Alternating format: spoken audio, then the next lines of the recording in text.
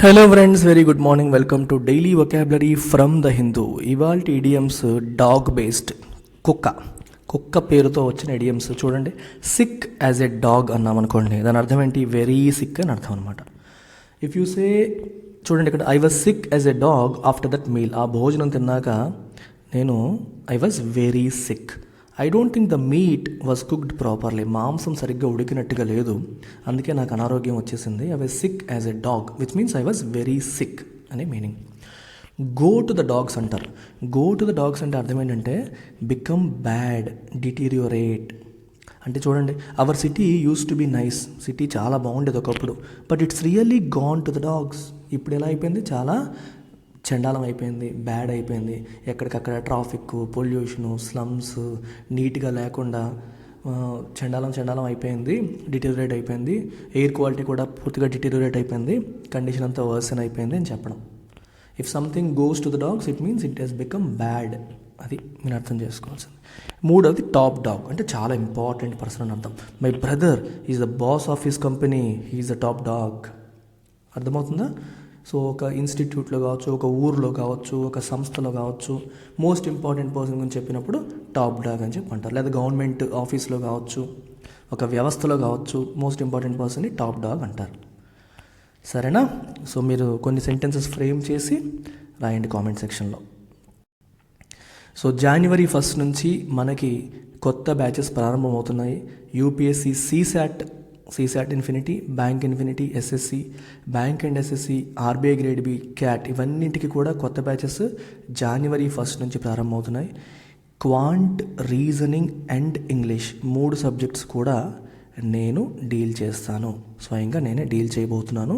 మనం క్యాట్లో అప్లై చేసే మెథడ్స్ని ఉపయోగించి అందరికీ అర్థమయ్యే రీతిలో నేర్చుకుంటూ ఈ క్లాసెస్ని మనం క్రాక్ చేద్దాం. ఈ క్లాసెస్ని అర్థం చేసుకుని ఈ కాంపిటేటివ్ ఎగ్జామ్స్ని క్రాక్ చేసే ప్రయత్నం చేద్దాం.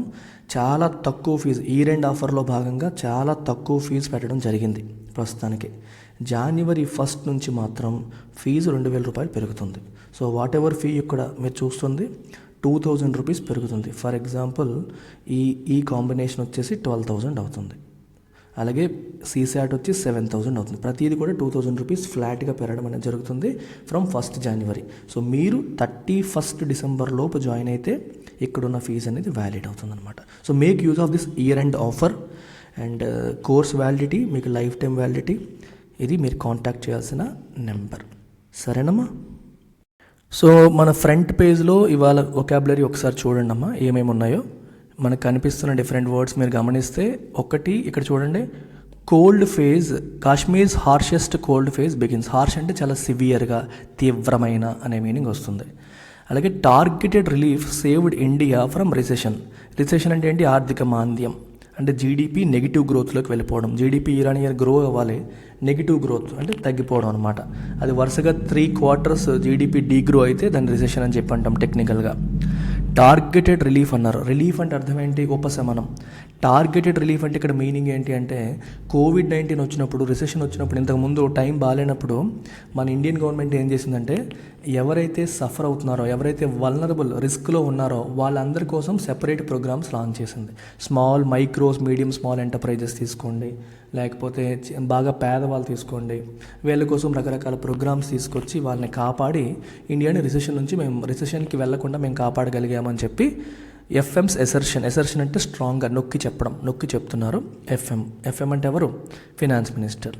The need to make cancer drugs affordable అంటే అర్థం ఏంటమ్మా? అందుబాటులోకి ఉండడం. సో క్యాన్సర్ డ్రగ్స్ అందరికీ అందుబాటులో తీసుకురావాల్సిన అవసరం గురించి ఈ ఆర్టికల్ ఎడిటోరియల్ పేజ్లో వచ్చింది. ఈ ఆర్టికల్. అలాగే బయాలజీ వర్డ్ చూడండి. Omicron variant link to China spike sequenced in India in July. Spike అంటే ఏంటి? పెరిగిపోవడం. స్పైక్ అంటే ఇప్పుడు COVID-19 కేసెస్ మనకి వరల్డ్ వైడ్ పెరుగుతున్నాయి. మళ్ళీ ఇక్కడ సీక్వెన్స్ అనే పదాన్ని వాడారు. సీక్వెన్స్ అనే పదాన్ని వెర్బ్గా వాడారు. బయోలాజికల్గా తీస్తే ఏం చేస్తారంటే, what is the meaning of sequencing అంటే, ఈ పర్టికులర్ ఒమిక్రాన్ వేరియంట్ ఏదైతే ఉందో దాని యొక్క DNA సీక్వెన్స్ని కనిపెట్టడం.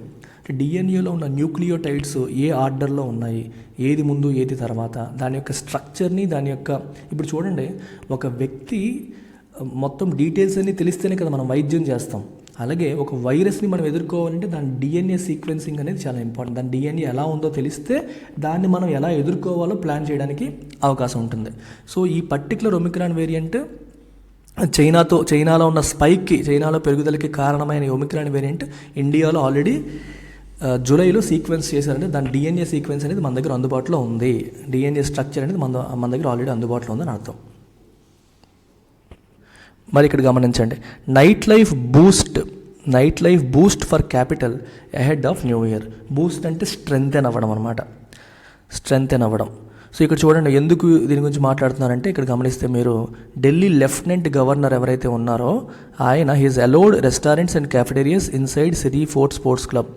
వాటిని నైట్ 1 వరకు కూడా ఉంచవచ్చు. వెడ్నెస్డే నుంచి మనకి న్యూ ఇయర్ అయ్యేంత వరకు నైట్ 1 వరకు ఓపెన్ చేసి ఉంచవచ్చు అని చెప్పి ఆయన ఛాన్స్ ఇచ్చారు. కాబట్టి so people can spend nights out side. మీరు నైట్ అవ్వగానే ఇంట్లోకి వెళ్ళి పడుకోవాల్సిన అవసరం లేదు, బయట తిరగొచ్చు. రెస్టారెంట్స్, ఈ క్యాఫెటేరియాస్ అన్ని ఓపెన్గా ఉండే అవకాశం కల్పించారు. అందుకే నైట్ లైఫ్ అనేది బూస్ట్ అవ్వబోతుంది. బూస్ట్ అంటే స్ట్రెంగ్త్ అవ్వడం అనమాట. అది ఇందులో మీరు గమనిస్తే ఇంట్రెస్టింగ్ వర్డ్ ఉంది, Bengal village basks in the lustre of metal. Lustre అంటే షైన్, వెలుగు. మెటల్ షైన్ని లస్టర్ అంటాం. అంటే ఇక్కడ ఏమవుతుందంటే బెంగాల్లో ఉన్న విలేజ్లో ఈ పర్టికులర్ మెటల్ ఈ ఫిగరైన్స్ అనేవి తయారు చేస్తున్నారంట. ఒకప్పుడు ఈ విలేజ్ నాన్ డిస్క్రిప్ట్ విలేజ్. నాన్ డిస్క్రిప్ట్ అంటే పెద్దగా చెప్పుకోవడానికి ఏ స్పెషాలిటీసు లేని, డిస్టింక్టివ్ ఫీచర్స్ లేని విలేజ్ అది ఒకప్పుడు. అంటే just like any other village అని అర్థం అనమాట. స్పెషల్గా దాని గురించి చెప్పుకోవడానికి ఏమీ లేదు. అలాంటి విలేజ్లో ఇప్పుడు ఇలాంటి మెటల్స్ ఎక్కువగా తయారీ చేసి అమ్మడం వల్ల దానికి ఫుల్గా పేరు వచ్చింది. సో బాస్క్స్ ఇన్ అంటే అర్థం ఏంటి, ఎంజాయ్ చేస్తుంది. సో ఈ లస్టర్ ఆఫ్ మెటల్ యొక్క షైన్లో అంటే మెటల్ ఎక్కువగా అక్కడ ఈ బొమ్మలు తయారవడం, దీనివల్ల వ్యాపారం బాగా జరగడం, ఆ సెన్స్లో బెంగాల్ విలేజ్ ఈజ్ ఎంజాయింగ్ అని అర్థం అనమాట. ఒకప్పుడు పేరే ఉండేది కాదు, ఆ విలేజ్ ఎవరికో తెలిసేదే కాదు, అలాంటిది ఇప్పుడు ఒక పేరు తెచ్చుకోగలిగింది అని అర్థం. సో నెక్స్ట్ మీరు గమనిస్తే ఇందులో ఏమున్నాయి, ఇది చూడండి ఇంట్రెస్టింగ్ వర్డ్ ఇక్కడ. Hoax bomb threat at IGI airport leads to security drills. Hoax అంటే గాలి వార్త, అంటే something that is not true. చూడండి, మీకు ఫోన్ చేసి రైల్వే స్టేషన్లో బాంబు పెట్టారు లేదా ఎయిర్పోర్ట్లో బాంబు పెట్టారని చెప్పి ఎటువంటి ఆధారాలు లేకుండా ఊరికే భయపెట్టడానికి చేస్తారు చూడండి, అట్లాంటి కాల్స్ని హోక్స్ కాల్స్ లేదా హోక్స్ థ్రెట్ అని అంటారనమాట. అంతే. సో ఇది Delhi wakes up to foggy morning. Foggy అంటే ఫాగ్తో నిండిపోయిన, ఫాగ్ అంటే మంచు, మనకు తెలుసు కదా, ఫాగ్తో మంచు, ఉదయాన్నే మంచుతో ఉండిపోతే మనకు కనిపించదు ఏమని. అలాంటి పరిస్థితిలో ఢిల్లీ నిద్రలేచింది, విజిబిలిటీ సరిగ్గా లేదు. ఇది పరిస్థితి. నెక్స్ట్ పేజ్లో మనం గమనిస్తే ఏమున్నాయి వర్డ్స్ ఇక్కడ. సో చాలా ఈజీ వర్డ్సే, కష్టమైన పదాలు ఏమీ ఇది చూడండి, ఈ పదం మనకు వచ్చింది. X Mumbai police chief gets bail in graft case. Graft అంటే కరప్షన్, అవినీతి. గ్రాఫ్ట్ అంటే మీనింగ్ ఏంటమ్మా, కరప్షన్ అని, అవినీతి అని మీనింగ్ అనమాట గ్రాఫ్ట్కి. ఇది చూడండి, స్ట్రాండెడ్ ఇన్ కోల్డ్ అంటే చలిలో చిక్కుకుపోయారు. చూడండి, రైల్వే స్టేషన్లోనూ బస్ స్టాండ్లో వీళ్ళు ఎలా చిక్కుకుపోయారంట. సో బస్సులు లేట్ అవ్వడము, రకరకాల కారణాల వల్ల బస్ స్టాండ్ అలా స్టక్ అయిపోయారు. దాన్ని స్ట్రాండెడ్ అంటాం. చిక్కుకుపోవడం, ఇరుక్కుపోవడం అనే మీనింగ్ అనమాట. చలిలో ఇరుక్కుపోయారు అని మీనింగ్ అక్కడ. నెక్స్ట్ పేజ్లోకి మనం వెళ్తే, సో క్రైసిస్ మనకు తెలిసిందే. క్రైసిస్ అంటే సంక్షోభం. Crisis in Mizoram tribal council deepen అంటే ఇంకా పెద్దదవ్వడం, as 3 members quit. Mizoram tribal కౌన్సిల్లో ఉన్న క్రైసిస్ సంక్షోభం అనేది ఇంకా పెద్దదైంది. ఎందుకంటే 3 members క్విట్ చేశారు, వదిలేసి వెళ్ళిపోయారు అని అర్థం. సో ఈ పదం చాలా కామన్గా వాడుతున్నాం. Deputy CM Fadnavis flags ecosystem of paan shops cafes near schools in Maharashtra. Flag అంటే హైలైట్ చేయడం, నొక్కి చెప్పడం, ఎంఫసైజ్ చేయడం అనే మీనింగ్ వస్తుందన్నమాట అక్కడ.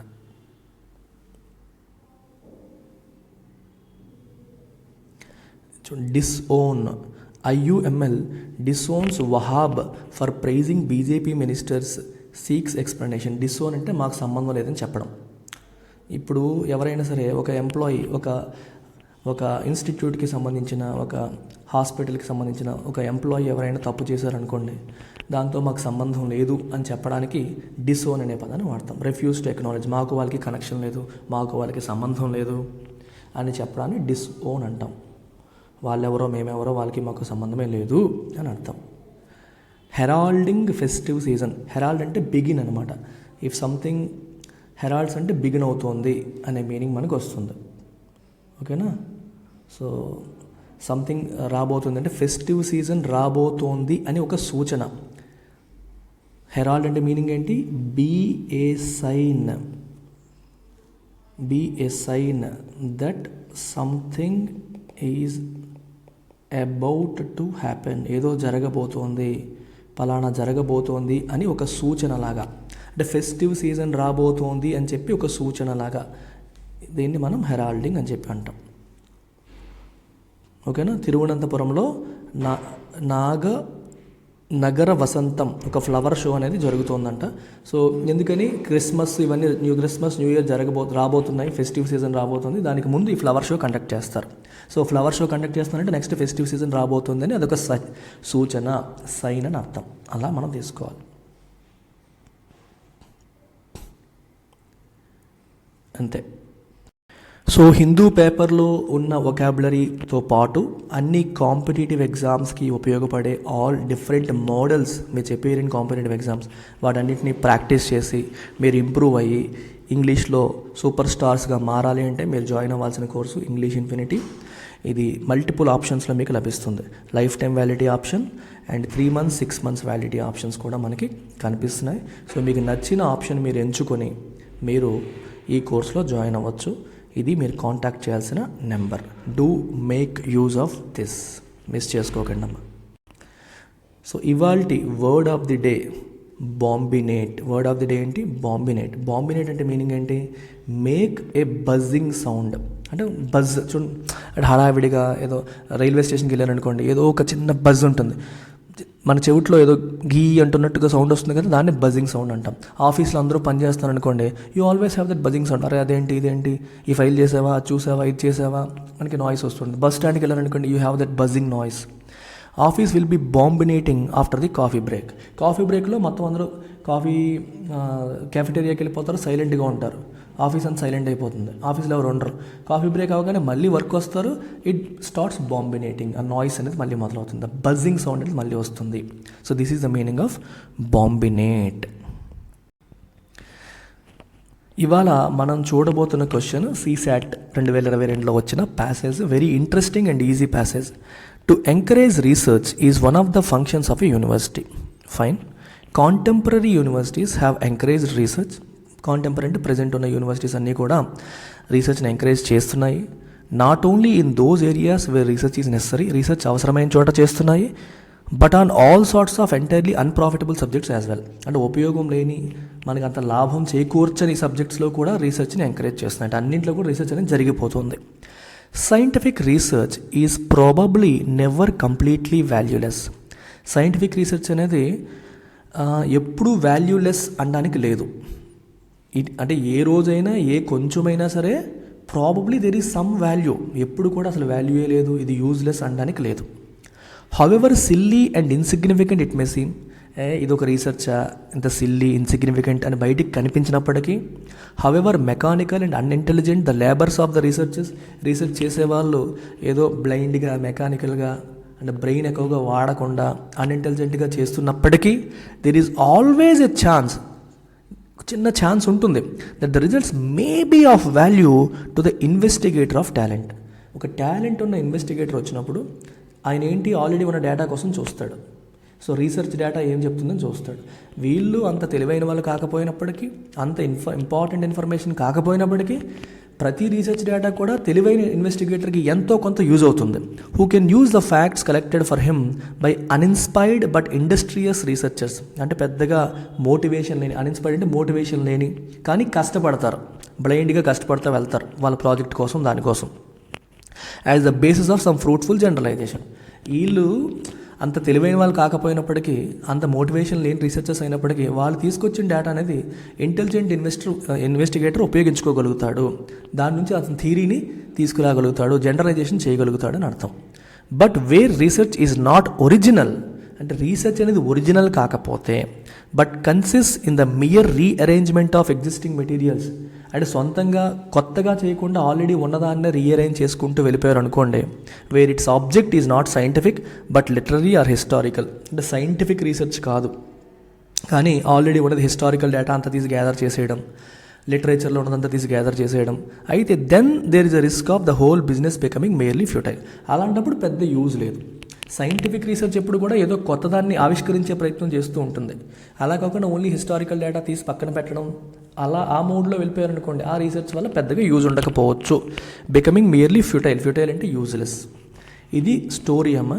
దీన్ని బేస్ చేసుకుని 2 క్వశ్చన్స్ ఇచ్చారు, చాలా ఈజీ క్వశ్చన్స్ కూడా. చూడండి, the authors assumption about scientific research is that. Scientific research గురించి ఆథర్ యొక్క అజంప్షన్ ఏంటి? It is never very valuable, it is sometimes very valuable, it is never without some value, it is always very valuable. 4 options ఇచ్చారు. So మీరు ఒక్కసారి మళ్ళీ passage చూడాలి, ఎందుకంటే ప్యాసేజ్లో ఉన్నదాన్ని బట్టే ఈ క్వశ్చన్కి మనం ఆన్సర్ చేయగలుగుతాం. సో ప్యాసేజ్లో ఏం చెప్పారో ఒకసారి గమనించండి, మరొక్కసారి చూద్దాం. ఇక్కడ మీరు గమనిస్తే ఇక్కడ రాశారు చూసారా, scientific research is probably never completely valueless. అంటే అర్థం ఏంటి? నెవర్ కంప్లీట్లీ వాల్యూలెస్ అంటే అర్థం ఏంటి? ఇది చూడండి, it is never without some value. Without some value అన్నా, కంప్లీట్లీ వాల్యూలెస్ అన్న అర్థం ఒకటే కదా. ఇక్కడ నెవర్ ఉంది, ఇక్కడ నెవర్ ఉంది. ఎస్, అందుకని ఆన్సర్ ఏమవుతుంది? సి. అంటే ఎప్పుడూ ఎంతో కొంత వాల్యూ ఉంటుంది అని అర్థం. ఇక్కడ మిగిలిన ఆప్షన్ చూడండి, it is never very valuable అన్నారు, అంటే ఎప్పుడూ వాల్యుబుల్ కాదు అన్నారు. నో, అలా అనలేదు. It is some times very valuable, అంటే కొన్నిసార్లు మాత్రమే వాల్యుబుల్ అన్నారు, అలా కూడా చెప్పలేదు. It is never without some value, ఎప్పుడు ఏదో కొంత వాల్యూ ఉంటుంది, ప్రతిసారి కూడా ఎంతో కొంత యూజ్ ఉంటుంది అనేది ఇక్కడ కూడా మెన్షన్ చేయడం జరిగింది. ఇక్కడ కూడా అదే ఉంది. అలాగే ఆల్వేస్ వెరీ వాల్యుబుల్ అన్నారా? అనలేదు. ఎంతో కొంత వాల్యూ ఉంటుంది అన్నారు, అంతేగాని చాలా ఎక్కువ వాల్యూ ఉంటుందని చెప్పలేదు. సో డి తప్పు, ఆన్సర్ ఇస్ సి. నెక్స్ట్ చూడండి, according to the author, not many researchers can be of value to an intelligent investigator. A research result is always valuable to an intelligent investigator. Any research result can be of value to an intelligent investigator. A research result must always be of some value to an intelligent investigator. ఈ intelligent investigator గురించి మీరు ఒకసారి గమనిస్తే ఏం రాశారు చూడండి అక్కడ. However silly and insignificant it may seem, however mechanical and unintelligent the labors of researchers, there is always a chance, గమనించండి, ఆల్వేస్ ఏ ఛాన్స్, అంటే ఎప్పుడూ కొంత అవకాశం ఉంటుంది, that the results may be of value to investigator of talent. అంటే intelligent ఇన్వెస్టర్కి results ఉపయోగపడే అవకాశం ఎప్పుడూ ఉంటుంది అన్నారు.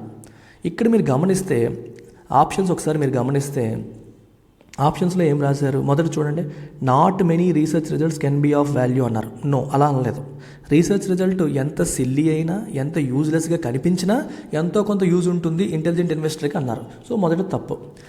ఆల్వేస్ వాల్యుబుల్ అన్నారా? అలాగా అనలేదు. ఇక్కడ ఏమన్నారంటే ఎంతో కొంత, can be of value or may be of value, ఎంతో కొంత అవకాశం, వాల్యూ ఉండే అవకాశం ఉంది అన్నారు. ఎప్పుడు వాల్యుబుల్ అవుతుంది అనలేదు. Any research result can be of value, ఇక్కడ మే బీ ఆఫ్, ఇలాంటి పదాలు గమనించాలి మీరు. ఇక్కడ ఆల్వేజ్, మస్ట్ ఇలాంటి పదాలు ఉండేటప్పుడు కేర్ఫుల్గా ఉండాలి. అంటే అన్ని సందర్భాల్లోనూ ఉపయోగపడుతుందని చెప్పట్లా, కొన్ని సందర్భాల్లో అప్పుడప్పుడు ఎంతో కొంత యూజ్ అవుతుంది అది చెప్పారు. So answer is C. ఇక్కడ must always be of some value, research result ఎప్పుడు ఉపయోగపడాలి, ఎప్పుడు కొంత వాల్యూ ఉండాలి, అసలు ఈ డైరెక్షన్లో డిస్కషన్ జరగలేదు. ఉపయోగపడుతుందా పడదా చెప్పారు కానీ పడాలి పడకూడదు అని ఇక్కడ కమిట్మెంట్స్ స్టేట్మెంట్స్ ఇవ్వలేదన్నమాట. Is it difficult? Definitely not. ఇప్పుడు నేను మీకు ఎక్స్ప్లెయిన్ చేస్తూ చెప్పడానికి 5 నిమిషాల పైన పట్టింది, 2 క్వశ్చన్స్ సాల్వ్ చేసేసాం. అదే మీరు సొంతంగా సాల్వ్ చేశారనుకోండి, హార్డ్లీ 1 minute 2 క్వశ్చన్స్ వచ్చేస్తాయి. 1 to 2 minutesలో మీకు టూ క్వశ్చన్స్ వస్తాయి. They are of immense value. Especially maths కొంచెం వీక్గా ఉన్న వాళ్ళు రీడింగ్ కాంప్రహెన్షన్ని స్కిప్ చేయకండి, చాలా ఈజీగా మనం సాల్వ్ చేయొచ్చు, ఏ మాత్రం డిఫికల్టీ ఉండదు. ఇలా మనం సీసాట్లో ఉన్న పీవైక్యూస్ అన్నీ కూడా మన క్రాష్ కోర్స్లో నేను కవర్ చేస్తాను. కోర్స్లోనే కవర్ చేస్తాను. అలాగే ఎవరైనా సరే సీసాట్ అంటే భయం ఉంటే మన CSAT infinity classes 1st January నుంచి ప్రారంభమవుతున్నాయి. సో 31st December లోపు జాయిన్ అయితే 5,000, January 1st తర్వాత జాయిన్ అయితే 7,000 ఉంటుంది. సో నేను క్లయింగ్గా క్లాసెస్ కవర్ చేస్తాను. దీంట్లో క్వాంట్, రీజనింగ్, ఇంగ్లీష్ 3 కూడా కవర్ చేస్తాం. ఇంగ్లీష్ని నెగ్లెక్ట్ చేయకండి. క్వాంట్ డెఫినెట్గా టాప్ ప్రయారిటీ మీరు క్వాంట్కి ఇవ్వాలి. బట్ మ్యాథ్స్లో వీక్ ఉండేవాళ్ళు చేయలేకపోతే ఇంగ్లీష్ మీద ఆధారపడాల్సిన పరిస్థితులు వస్తాయి. ఇంగ్లీష్ మీద డిపెండ్ అవ్వమని నేను చెప్పను, కానీ ఆధారపడాల్సిన పరిస్థితులు ఎగ్జామ్లో ఖచ్చితంగా వస్తాయి. రీజనింగ్ చాలా ఈజీ, దీని నుంచి మనం మ్యాక్సిమం స్కోర్ చేసేసుకోవచ్చు, పక్కాగా వస్తాయి. క్వాంట్ మీరు చేయగలిగితే డెఫినెట్గా పక్కా మార్క్స్ వస్తాయి, పక్కా స్కోర్ వస్తుంది. అండ్ ఇంగ్లీష్ అనేది కొంతమందికి ఇంగ్లీషే న్యాచురల్ స్ట్రెంత్ ఉంటుంది, వాళ్ళు ఇంగ్లీష్ని కూడా స్కోరింగ్ ఆప్షన్ కింద మనం మార్చుకోవచ్చు. Will cover all previous year questions in the class. డీటెయిల్డ్గా మనం కవర్ చేద్దాం, స్ట్రాటజిక్గా మనం ఆన్సర్ చేద్దాం. మీరు కాంటాక్ట్ చేయాల్సిన నెంబరల్లా ఇది. ఇప్పుడు మీరు జాయిన్ అయిపోయినా జాయిన్ అవ్వచ్చు, ఎందుకంటే ఇంగ్లీష్ క్లాసెస్ ఆల్రెడీ రన్ అవుతున్నాయి. Right, don't waste time. So course comes with lifetime validity. Take care, bye.